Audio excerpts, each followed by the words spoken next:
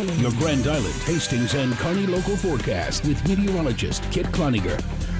Well, the beautiful blue skies of yesterday are now far behind us. Temperatures are only in the 30s now, and we've got a lot of cloudy skies out there. We are going to be seeing temperatures dropping a little bit more as we head over the next day or so, but then eventually we'll get back close to average. Average temperature right now is about 37 degrees, so we're going to be just a little bit above and then a little bit below, and then maybe even by the weekend have some nice weather return, but it's not going to be as warm as it was. This evening, though, it's going to be cold and blustery. We still have some of those winds coming from behind the cold front.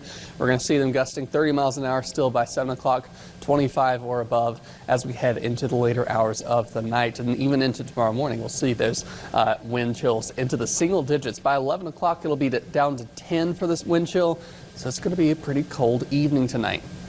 Looking at our overnight lows, we'll see them get down to about 20 degrees here for the Tri-Cities area, teens for the rest of the state into the Sandhills and off towards the Panhandle, so much colder temperatures for them, but still pretty cold for us here too. Looking at the 3-day forecast for the next few days, at least it's looking up. We're looking at 27 there on Tuesday, 32 by Wednesday, right at that freezing mark. Then we'll dive back down into the upper teens, lower 20s, it looks like, across the area. And then we'll hit 40 again by Thursday. Eventually we'll see those temperatures trending just slightly above average by the weekend, so a little bit more sunshine coming back in. We'll see that once more, but overall, colder week than what we saw over the past couple of days. We had those temperatures into the 60s here, even in the Tri-Cities area. It didn't quite get to a record for Grand Island, but we were 2 degrees away from that record. Excuse me. Temperatures across the state, we still see some 20s across the Sandhills. We're just above freezing as you go into northern Kansas and into the Lincoln area, right at the freezing mark. 33 degrees in Hebron right now. 24-hour temperature change. The biggest change is across the southern part of the Panhandle. We're 51 degrees colder today at this time than we were yesterday. Even for the Tri-Cities area, we're down about 25 to 30 degrees. The cold front had already made its way through Grand Island about 5 o'clock yesterday. Hadn't quite made it to Hastings, but still very cold compared to yesterday. Looking at the winds right now, most of the winds are coming out of the northeast behind that cold front that's already pushed all the way down into Oklahoma, but we're looking at winds sustained around 28 miles per hour, upwards of 30 mile an hour wind gusts currently across the area. Satellite radar, not a whole lot going on. We have some high level clouds that actually helped us without getting any freezing drizzle for the Tri-Cities area since they were so high.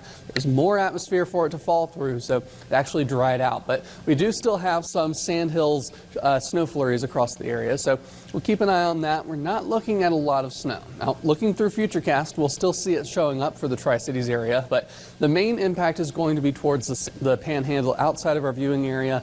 They're looking at a couple inches at least, but we're looking as we get towards Tuesday around midday. That's when we'll start to see the snow here in the Tri-Cities area, maybe a little bit of a tongue of moisture and rebuilding behind it as well. Another wave maybe by the evening hours, but it's not going to amount to much. It'll move out pretty quickly, and as we look at the winter alerts, most of the winter weather advisories are towards the west, and we're only expecting a light dusting of snow really here for the Tri-Cities area. Only looking about 2 inches for the McCook area at best. Imperial, maybe 2 to 4 inches, but I really don't think it's going to be quite as much as better chances we'll see in the Panhandle area. So we'll have snow here, but late last week it was looking like a more significant snow system for us, but it's actually started to dwindle through the weekend, so that's been the biggest change. Well, what a rude awakening, like you said earlier. At least the snow's not coming.